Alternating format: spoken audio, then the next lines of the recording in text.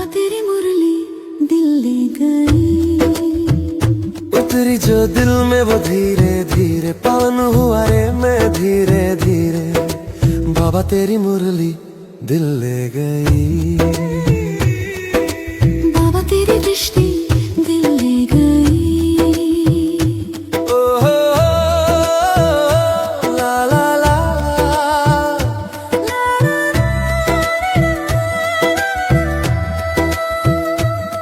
बाबा तुझसे मिलकर ये जाना है, होता क्यों दिल ये दीवाना है। ओम शांति। आज हम 25 दिसंबर 2025 के महावाक्य सुनेंगे।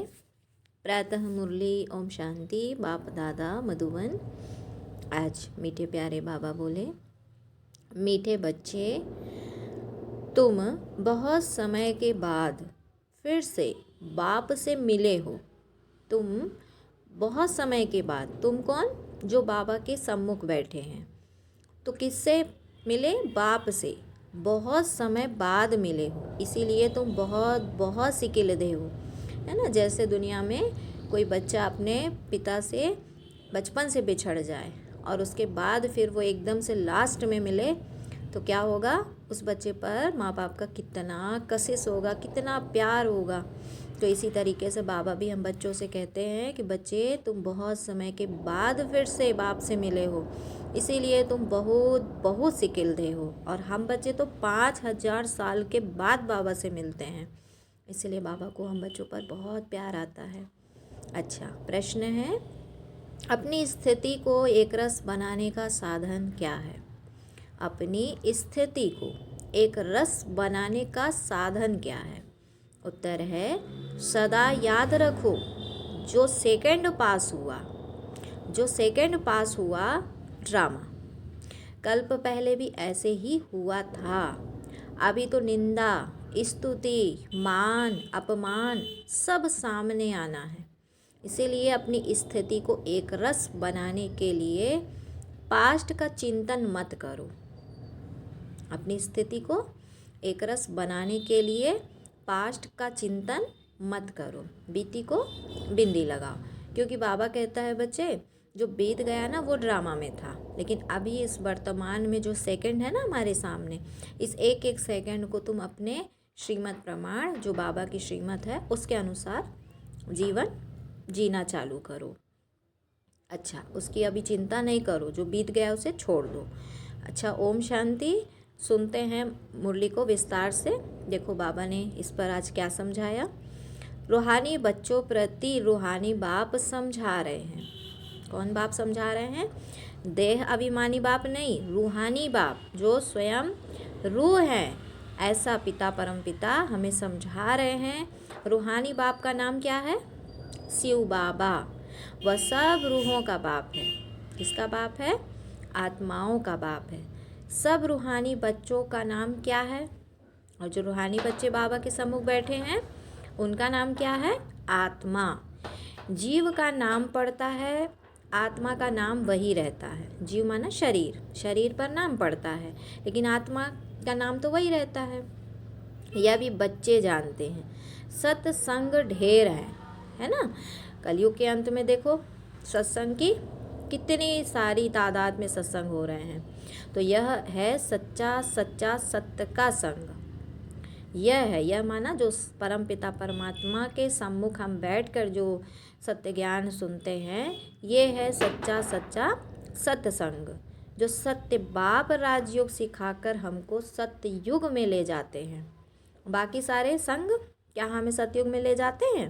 नहीं ले जाते। तो ये है सत्य बाप द्वारा सच्चा संग।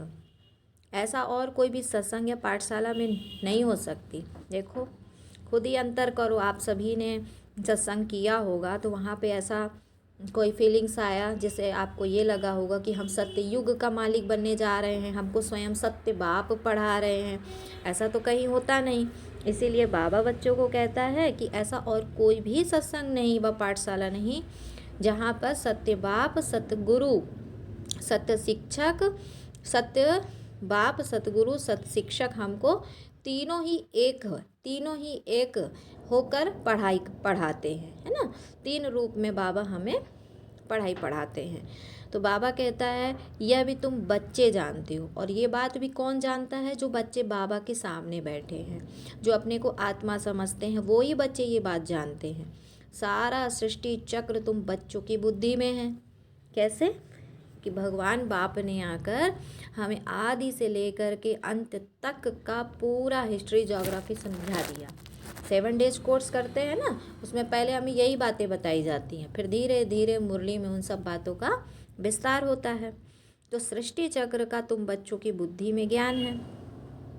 तुम बच्चे ही स्वदर्शन चक्रधारी हो। बाप बैठ समझाते हैं। देखो जो भगवान है ना, वो बैठ कर समझाते हैं यह सृष्टि चक्र कैसे फिरता है। कैसे फिरता है? किसको भी समझाओ तो चक्र के सामने खड़ा करो। चित्र दिखाया ना सृष्टि चक्र का, गोले का, उसमें पूरा एक एक बात स्पष्ट तरीके से बताई गई है। बस समझाने का है कि कैसे भगवान ने हम कहाँ से चले थे और कहाँ से कहाँ आकर अभी कहाँ पर खड़े हैं, ये पूरा उस चक्र में समझा सकते हैं। अब तुम इस तरफ जाएंगे, और फिर इशारा भी मिल रहा है कि अब हमको किस तरफ जाना है, इधर से इधर मुड़ना है। बाप जीवात्माओं को कहते हैं अपने को आत्मा समझो। यह नई बात नहीं है, जानते हो, कल्प कल्प सुनते हैं, अब फिर से सुन रहे हैं। तुम्हारी बुद्धि में कोई भी देहधारी बाप, टीचर, गुरु नहीं है। कोई भी देहधारी नहीं। यहाँ पे हमारे सामने कौन बैठा है? रूहानी बाप बैठा है। तो कोई भी देहधारी बाप, टीचर, गुरु नहीं है। तुम जानते हो विदेही शिव बाबा टीचर गुरु है, और कोई भी सत्संग आदि में ऐसी बातें नहीं करते। करते हैं क्या? नहीं करते। मधुबन तो यह एक ही है। मधुबन बाबा कहते हैं ना मधुसूदन, है ना। मधुसूदन किसे बोला? जहाँ मधुरता की आवाज़ भगवान के डायरेक्ट मुख से निकले हुए सत्य गीता ज्ञान को हम सुनते हैं, है ना। जहाँ हर एक आत्मा के अंदर इतनी मधुरता आ जाती है, इतना मीठापन आ जाता है, जो भगवान आकर के शुरू में ही बोलते मीठे बच्चे। तो ऐसा ही बाबा कहते हैं ये एक ही मधुबन है। वो फिर एक मधुबन वृंदावन में दिखाते हैं। भक्ति मार्ग में एक मधुबन दिखाया वृंदावन में, तो वह तो भक्ति मार्ग के मनुष्यों ने बैठ बनाया है। एक होता है भगवान के द्वारा बनाई गई कोई चीज़, और एक होता है मनुष्यों के द्वारा बनाई गई चीज़। तो ज़मीन आसमान का फ़र्क होगा ना।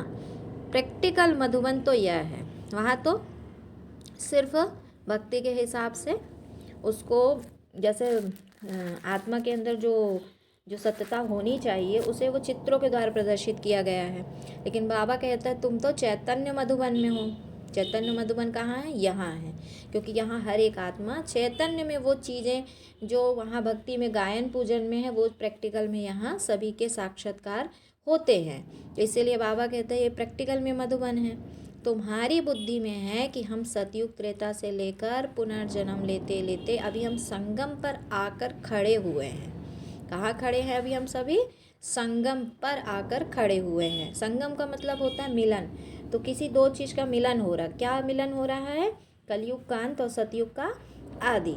तो आदि में अभी हम बीच में हैं। तो जब आदि जब संगम में है तो कहीं ना कहीं कोई शुरुआत होगी। इसलिए बाबा ने कहा वहाँ आकर खड़े हैं पुरुषोत्तम बनने के लिए। ये जो समय होता है हमको पुरुषों में उत्तम बनाने का टाइम है, जिसमें भगवान ही आकर के हमको ऐसा उत्तम पुरुष बनाते हैं। हमको बाप ने आकर स्मृति दिलाई है 84 जन्म कौन और कैसे लेते हैं, वह भी तुम बच्चे जानते हो। और ये बातें भी कोई बाहर के मनुष्यों के लिए नहीं हो रही हैं, ये उन बच्चों से बातें हो रही हैं बाप की, जो बच्चे बाबा के सम्मुख बैठे हैं, बाबा से बातें कर रहे हैं, बाबा की बातों को ध्यान से सुन रहे हैं। बाबा ने कहा कि 84 जन्म कौन कौन कैसे लेते हैं यह भी तुम बच्चे जानते हो। मनुष्य तो सिर्फ कह देते हैं, समझते तो कुछ भी नहीं। बाप अच्छी रीति समझाते हैं। सतयुग में सतो प्रधान आत्माएं थी, शरीर भी सतो प्रधान थे। इस समय तो सतयुग नहीं है, तो क्या है फिर? यह है कलयुग, कलह कलेश का युग। गोल्डन एज में हम थे, फिर चक्र लगाकर पुनर्जन्म लेते लेते हम आयरन एज में आ गए। कहाँ हम स्वर्णिम सतयुग में थे और अभी हम कहाँ बैठे हैं? एकदम कलाहीन, कलह कलेश का युग, जिसको लोहे की दुनिया कहा जाता है, एकदम काला गोल्डन एज। तो वहाँ आकर अभी हम बैठे हैं, फिर से चक्र जरूर लगाना है। अब ये चक्र फिर से वापस रिटर्न जर्नी, फिर से ये घूमेगा। तो बाबा कहता है बच्चे अभी जाना है अपने घर, लास्ट हो गया ना, सतयुग त्रेता द्वापर कलयुग खत्म।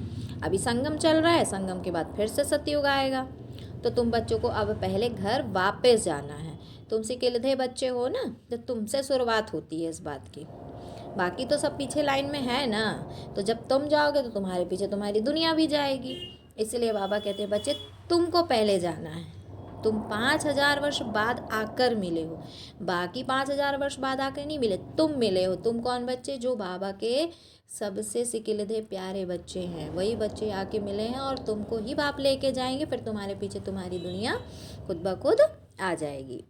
जानते हो यह वही बाबा है जिसने 5000 वर्ष पहले इस सृष्टि चक्र का हमको ज्ञान दिया था। कौन बाबा? शिव बाबा। स्वदर्शन चक्रधारी बनाया था और अभी फिर से बाप आकर मिले हैं जन्म सिद्ध अधिकार देने के लिए। क्या है जन्म सिद्ध अधिकार? बाबा ने हम बच्चों को स्टार्टिंग से ही, जन्मते ही वरदान देते हैं ना कि पवित्र भव, योगी भव। तो बाबा ने जन्म सिद्ध अधिकार देने के लिए आकर मिले हैं। यहाँ बाप रियलाइज़ कराते हैं, अनुभव कराते हैं। इसमें आत्मा के 84 जन्मों का रियलाइजेशन आ जाती है। इस ज्ञान के जरिए हमको क्या होता है, हमारे जो 84 जन्म है ना, उसका पूरा अनुभव रियलाइजेशन आ जाती है। यह सब बाबा बैठ समझाते हैं। जैसे 5000 वर्ष पहले भी समझाया था कि मनुष्य को देवता या कंगाल को सिरताज बनाने के लिए तुम समझते हो कि हमने 84 पुनर्जन्म लिए हैं। जिन्होंने नहीं लिए हैं वह यहाँ सीखने के लिए आएंगे भी नहीं, सीखने के लिए आएंगे भी नहीं। वही आएंगे जिन्होंने लिए हैं, और जिन्होंने नहीं लिए हैं वो यहाँ आएंगे भी नहीं। तो बाबा ने कहा कोई थोड़ा समझेंगे, नंबरवार तो होते हैं ना, अपने अपने घर गृहस्थ में रहना है, सब तो यहाँ नहीं आकर बैठेंगे। तो रिफ्रेश होने वह आएंगे जिनको बहुत अच्छा पद पाना होगा। कम पद वाले जास्ती पुरुषार्थ भी नहीं करेंगे। यह ज्ञान ऐसा है कि थोड़ा भी पुरुषार्थ किया तो वह व्यर्थ नहीं जाएगा, सजा खाकर आ जाएंगे। पुरुषार्थ अच्छा करते तो सजा भी कम होती है। याद की यात्रा बिगर विकर्म विनाश भी नहीं होंगे। तो या तो घड़ी घड़ी अपने को याद कराओ कि कोई भी मनुष्य मिले पहले तो उनको यह समझाना है कि अपने को आत्मा समझो। यह नाम तो पीछे शरीर पर मिले हैं। बाबा कहते हैं कि यह नाम तो पीछे शरीर पर मिले हैं। किसको बुलाएंगे? शरीर के नाम पर। इस संगम पर ही बेहद का बाप रूहानी बच्चों को बुलाते हैं।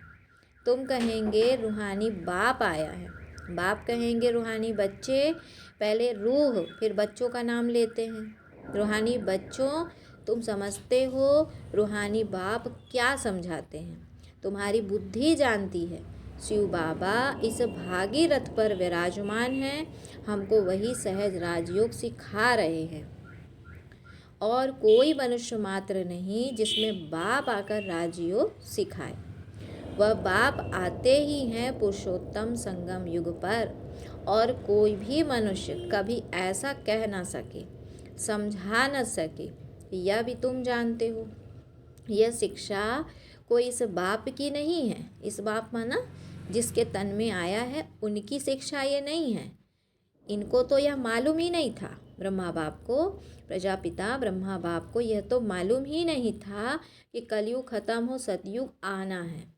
इनका अब कोई देहधारी गुरु नहीं है। और तो सब मनुष्य मात्र कहेंगे हमारा फलाना गुरु है। इनका अब कोई देहधारी गुरु नहीं है। और तो सब मनुष्य मात्र कहेंगे हमारा तो फलाना गुरु है, फलाना ज्योति ज्योत समाया। सबके देहधारी गुरु हैं। धर्म स्थापक भी देहधारी हैं। तो यह धर्म किसने स्थापन किया?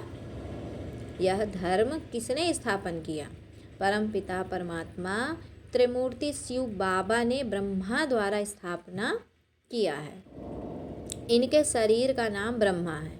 क्रिश्चियन लोग कहेंगे क्राइस्ट ने यह धर्म स्थापन किया। वह तो देहधारी है, चित्र भी है, इस धर्म के संस्थापक का चित्र क्या दिखाएंगे? जो बाप स्थापन करते हैं तो इस धर्म के संस्थापक का चित्र क्या दिखाएंगे? शिव का ही दिखाएंगे। शिव के चित्र भी कोई बड़े कोई छोटे बनाते हैं, तो वह तो बिंदी है, नाम रूप है, परंतु अव्यक्त है, तो इन आँखों से तो देख नहीं सकते। शिव बाबा तुम बच्चों को राज्य भाग्य देकर गए हैं, तब तो याद करते हैं ना। शिव बाबा कहते हैं मन मना भव, मुझ एक बाप को याद करो। किसकी स्तुति नहीं करनी है? आत्मा की बुद्धि में यह कोई, बाबा कहते हैं यह कोई देह याद ना आए, यह अच्छी रीति समझने की बात है। हमको शिव बाबा पढ़ाते हैं, सारा दिन यह रिपीट करते रहो। शिव भगवान वाच, पहले पहले तो अल्प ही समझना पड़े, यह पक्का नहीं किया और बेते बताई तो कुछ भी बुद्धि में नहीं बैठेगा। सबसे पहले तो अल्प मना शिव बाबा को पक्का करो, उसके बाद बेबादशाही उसकी बताओ, नहीं तो कुछ भी समझ में नहीं आएगा। कोई कह देते हैं यह बात तो राइट है, कोई कहते हैं इस समझने में तो टाइम चाहिए, कोई कहते हैं विचार करेंगे, तो कई तो किस्म किस्म के आते हैं। यह है नई बात। परमपिता परमात्मा शिव आत्माओं को बैठ पढ़ाते हैं, विचार चलता है क्या करे जो मनुष्य को यह समझ में आ जाए। क्या आ जाए? कि शिव ही ज्ञान का सागर है। आत्मा को ज्ञान का सागर कैसे कह सकते हैं? जिसको शरीर ही नहीं है, ज्ञान का सागर है, तो जरूर कभी ज्ञान सुनाया है, तब तो उनको ज्ञान का सागर कहते हैं। भाई जब तक कोई प्रैक्टिकल कर्म करके ना दिखाए तो कैसे उसको टाइटल दे सकते हैं? और भगवान की तो कितनी महिमा गाते हैं, इतनी सारी श्लोक हैं, इतनी सारी उनकी भजन हैं, गीत हैं, कविताएं हैं, कहानियों के द्वारा भगवान को सिद्ध करते हैं कि तो भगवान जब ज्योति बिंदु है तो ज्योति बिंदु की महिमा हम क्या करेंगे? बाबा कहते जब तक साकार में आके प्रैक्टिकल कर्म ना करे तो टाइटल भी उसे साबित नहीं होते हैं। इसलिए बाबा बच्चों को कहता है कि अगर भगवान आकर ज्ञान ना सुनाए तो फिर उसे कैसे ज्ञान सागर कहेंगे? ऐसा ही क्यों कहेंगे? और ऐसे तो कोई कह नहीं सकता। कोई बहुत पढ़ते हैं तो कहा जाता है तो बहुत वेद शास्त्र पढ़े हैं, जब वो सुनाता है तो कहते हैं कि अरे ये तो बहुत पढ़ा लिखा है। तो जब पढ़ता है तब तो सुनाता है। तो भगवान भी जब इतना कुछ करते होंगे तब तो उनकी इतनी महिमा गाते हैं ना। इसीलिए तो शास्त्री अथवा विद्वान कहा जाता है, उनका नाम टाइटल मिला ना शास्त्री विद्वान, क्योंकि पढ़े लिखे हैं। ऐसे ही भगवान को कहते ज्ञान का सागर, सुख का सागर, शांति का सागर, सुख में लाने वाला, दुख से छुड़ाने वाला, गति सदगति देने वाला। भगवान को इतना सारा महिमा गाते, तो फिर भगवान की महिमा कर्म के आधार पर ही होगी ना। जब ऐसा कर्म आके भगवान ने ऐसा कर्तव्य किया होगा प्रैक्टिकल में, तभी तो टाइटल दिया। जैसे बाबा ने अभी यहाँ बताया कि ज्ञान, बाप को ज्ञान का सागर अथॉरिटी कहा जाता है, जरूर होकर गए हैं। पहले तो पूछना चाहिए अभी कलयुग है या सतयुग है? क्या कहेंगे? नई दुनिया है या पुरानी दुनिया है? एम ऑब्जेक्ट तो तुम्हारे सामने खड़ा है।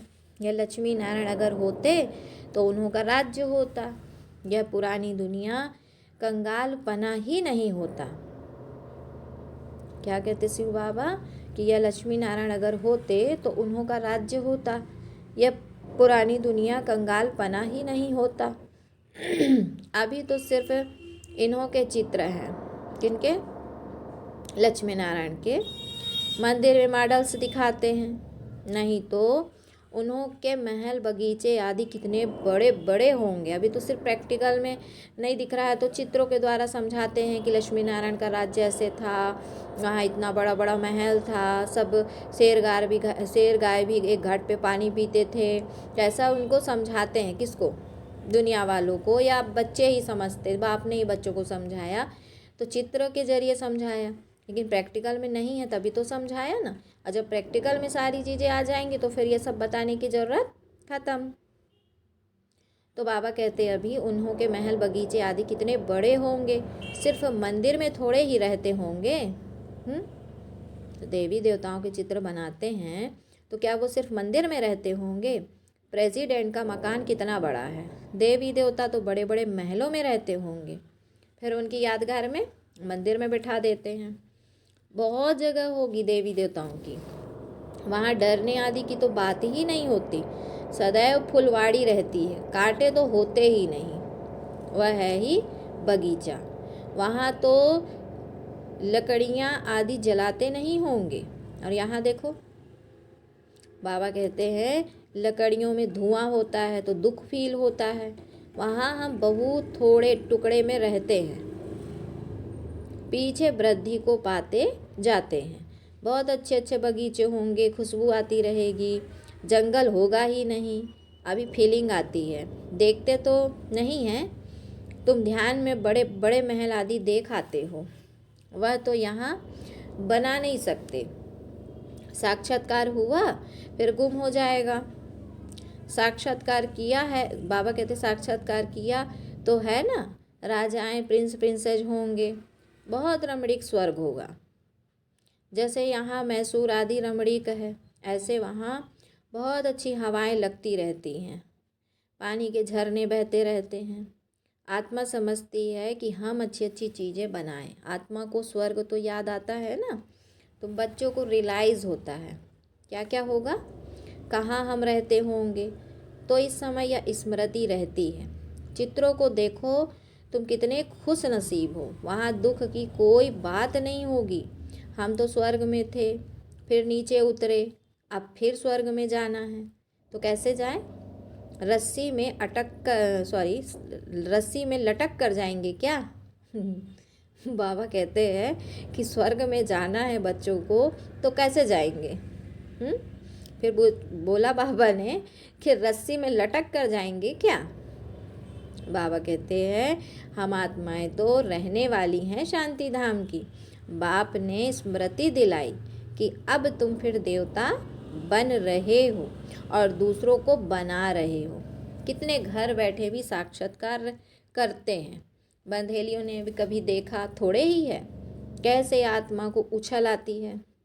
अपना घर नज़दीक आने से आत्मा को खुशी होती है।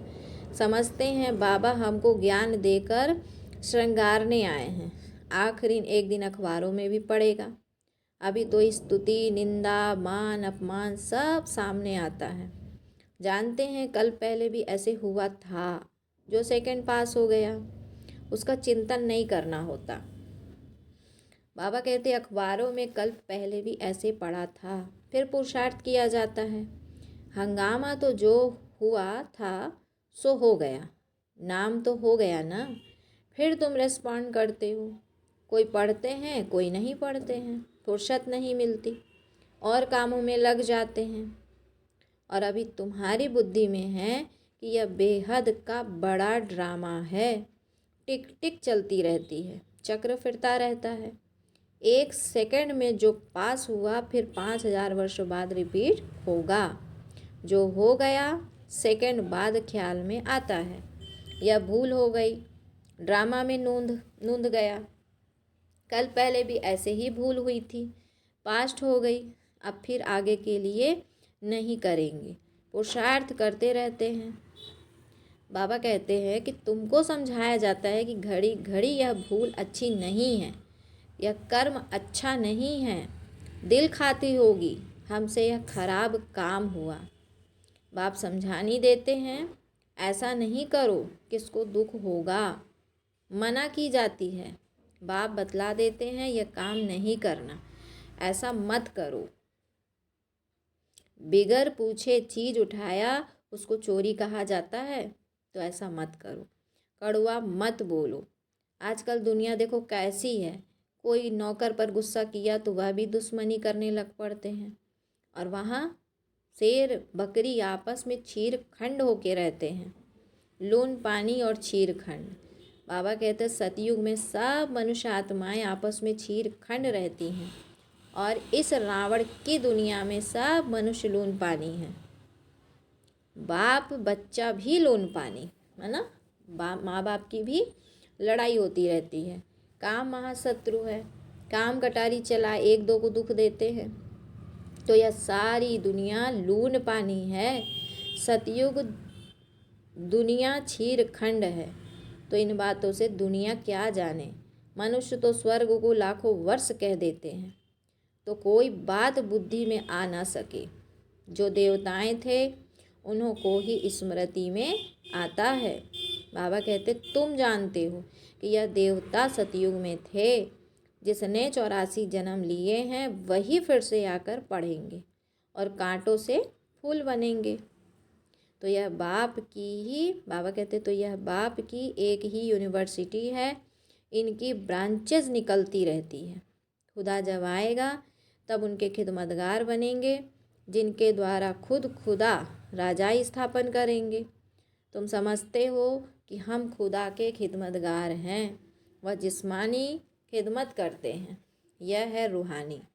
बाबा हम आत्माओं को रूहानी सर्विस सिखला रहे हैं, क्योंकि रूह ही तमो प्रधान बन गई है। फिर बाबा सतो प्रधान बना रहे हैं। बाबा कहते हैं मामेकम याद करो तो विकर्म विनाश होंगे। यह योग अग्नि है। भारत का प्राचीन योग गाया हुआ है ना। आर्टिफिशियल योग तो बहुत हो गए हैं। इसीलिए बाबा कहते हैं कि याद की यात्रा करना, याद की यात्रा कहना ठीक है। क्या कहते हैं?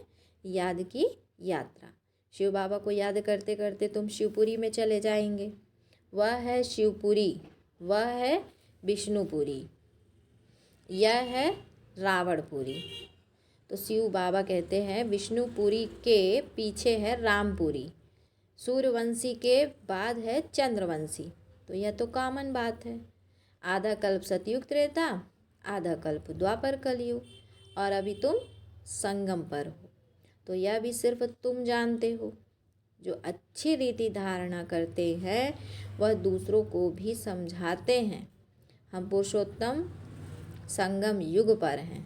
तो यह किसकी बुद्धि में याद रहे तो भी बाबा कहते सारा ड्रामा बुद्धि में आ जाए, परंतु कलयुगी देह के संबंधी आदि याद आते रहते हैं। बाप कहते हैं तुमको याद करना है एक बाप को। सर्व का सदगति दाता, राजयोग सिखलाने वाला एक ही है। इसलिए बाबा ने समझाया है कि शिव बाबा की ही जयंती है जो सारी दुनिया को पलटाते हैं। तुम ब्राह्मण ही जानते हो, और अभी हम पुरुषोत्तम संगम युग पर हैं। जो ब्राह्मण हैं उनको ही रचयिता और रचना का ज्ञान बुद्धि में है। बाबा क्या कहते हैं कि तुम ब्राह्मण ही जानते हो कि अभी हम पुरुषोत्तम संगम युग पर हैं। जो ब्राह्मण हैं उनको ही रचयिता और रचना का ज्ञान बुद्धि में है। अच्छा, फिर बाबा बच्चों को याद प्यार देते हैं। मीठे मीठे सिकिलधे बच्चों प्रति माता पिता बाप दादा का याद प्यार और गुड मॉर्निंग। रूहानी बाप की रूहानी बच्चों को नमस्ते। हम रूहानी बच्चों की रूहानी माता पिता बाप दादा को याद प्यार गुड मॉर्निंग और नमस्ते। फिर है धारणा के लिए मुख्य सार। बाबा बोले कोई भी ऐसा कर्म नहीं करना है जिससे किसी को दुख हो। कड़वे बोल नहीं बोलने हैं।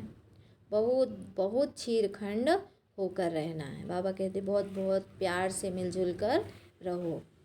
दूसरा पॉइंट है किसी भी देहधारी की स्तुति नहीं करनी है ना। जैसे बहुत महिमा करते हैं ना, तो बाबा कहते हैं कोई भी देहधारी उसकी ज़्यादा मतलब ज़्यादा कम क्या स्तुति ही नहीं करनी है। बुद्धि में रहे कि हमको शिव बाबा पढ़ाते हैं तो उस एक की ही महिमा करनी है, खुदाई खिदमतगार बनना है। फिर बाबा बच्चों को वरदान देते हैं शुद्ध संकल्प के व्रत अर्थात दृढ़ता द्वारा वृत्ति का परिवर्तन करने वाले दिल तख्त नसीन भव।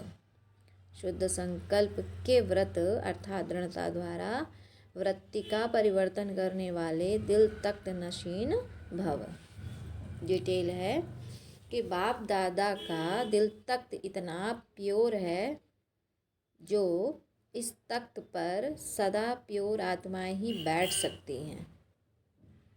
जिनके संकल्प में बाबा कहते जिनके संकल्प में भी अपवित्रता या अमर्यादा आ जाती है वो तख्त नशीन के बजाय गिरती कला में नीचे आ जाते हैं। इसीलिए पहले शुद्ध संकल्प के व्रत द्वारा अपनी वृत्ति का परिवर्तन करो। शुद्ध संकल्प के व्रत द्वारा अपनी वृत्ति का परिवर्तन करो। वृत्ति परिवर्तन से भविष्य जीवन रूपी सृष्टि बदल जाएगी। बाबा कहते हैं वृत्ति परिवर्तन से क्या होगा? भविष्य जीवन रूपी सृष्टि बदल जाएगी। शुद्ध संकल्प व दृढ़ संकल्प के व्रत का प्रत्यक्ष फल है ही सदा काल के लिए बाप दादा का दिल तख्त। शुद्ध संकल्प व दृढ़ संकल्प के व्रत का प्रत्यक्ष फल है ही सदा के लिए बाप दादा का दिल तख्त। अच्छा, आज का स्लोगन है, जहाँ सर्वशक्तियाँ हैं वहाँ निर्विघ्न सफलता है ही। यहाँ सर्वशक्तियाँ हैं वहाँ निर्विघ्न सफलता है ही। अव्यक्त इशारे हैं। बाबा ने कहा कि अंतःवाहक स्थिति अर्थात कर्म बंधन मुक्त कर्मातीत स्थिति का वाहन अर्थात अंतिम वाहन, जिस द्वारा ही सेकंड में साथ में उड़ेंगे। इसके लिए सर्व हदों से पार बेहद स्वरूप में बेहद के सेवाधारी, सर्व हदों के ऊपर विजय प्राप्त करने वाले विजयी रत्न बनो, तब ही अंतिम कर्मातीत स्वरूप के अनुभवी स्वरूप बनेंगे। कर्मातीत स्वरूप के अनुभवी स्वरूप बनेंगे। अच्छा, ओम शांति, ओम शांति। शुक्रिया बाबा, शुक्रिया। बाबा तेरी मुरली दिल ले गई, उतरी जो दिल में वो धीरे धीरे पावन हुआ रे मैं धीरे धीरे। बाबा तेरी मुरली दिल ले गई, बाबा तेरी दृष्टि दिल ले गई। ओ हो ला ला ला